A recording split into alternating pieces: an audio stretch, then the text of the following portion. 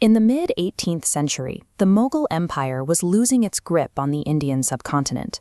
Operating out of Fort William in Calcutta, the British East India Company was, at this point, just one of several foreign entities competing for maritime trade. But the company's officials kept pushing boundaries. They routinely evaded local taxes and began fortifying Calcutta without permission. This repeated misconduct enraged the Nawab of Bengal, Siraj-ud-Daulah. In 1756, he retaliated, seizing the British fort and locking his prisoners in a tiny dungeon, infamous as the Black Hole of Calcutta. Looking at this survey map of the Bengal and Bihar provinces, you can see the East India Company's actual footprint at the time. Their territorial control was highly localized, restricted to coastal outposts, but it gave them access to immense regional wealth. To reclaim their position, the company dispatched an army under Robert Clive. But Clive didn't rely on military tactics to win the ensuing 1757 Battle of Plassey. Instead, he bribed the Nawab's commander-in-chief, Mir Jafar, promising to make him the new ruler of Bengal if he betrayed his leader. This diagram breaks down the two opposing forces. The Nawab fielded 50,000 soldiers and 40 cannons against Clive's 3,000 men. Yet, because Mir Jafar's troops stood down, the British suffered the loss of just 22 men. It was a corporate buyout, executed on a battlefield. Plassey proved a highly lucrative concept for the company. Bribing generals, installing compliant puppet kings, and extracting wealth directly from a state treasury paid out vastly more than standard maritime trade. The corporate playbook for empire was fully operational. But expanding further meant dealing with massive, battle-tested empires like the Marathas and the Sikhs. Engaging them in traditional, protracted warfare was incredibly expensive, and for a profit-driven company, bad for the bottom line. In 1798, Governor-General Lord Wellesley implemented a cost-saving diplomatic weapon to solve this problem, the Subsidiary Alliance. Under the alliance, Indian rulers kept their thrones, but paid heavy subsidies to maintain a permanent British standing army inside their borders. Politically, they accepted a British resident and cut off diplomatic ties with other European powers, especially the French. Sovereign kingdoms were legally transformed into captive client states, forced to finance their own military occupation. The East India Company knew they couldn't force these predatory contracts on strong, unified empires. They had to wait patiently for internal political fractures. Take the Maratha Empire.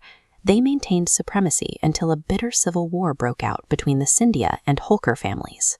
When the Holkar army defeated the reigning Peshwa, he grew desperate, asked the British for help, and signed the Subsidiary Alliance, trading Maratha independence for British protection.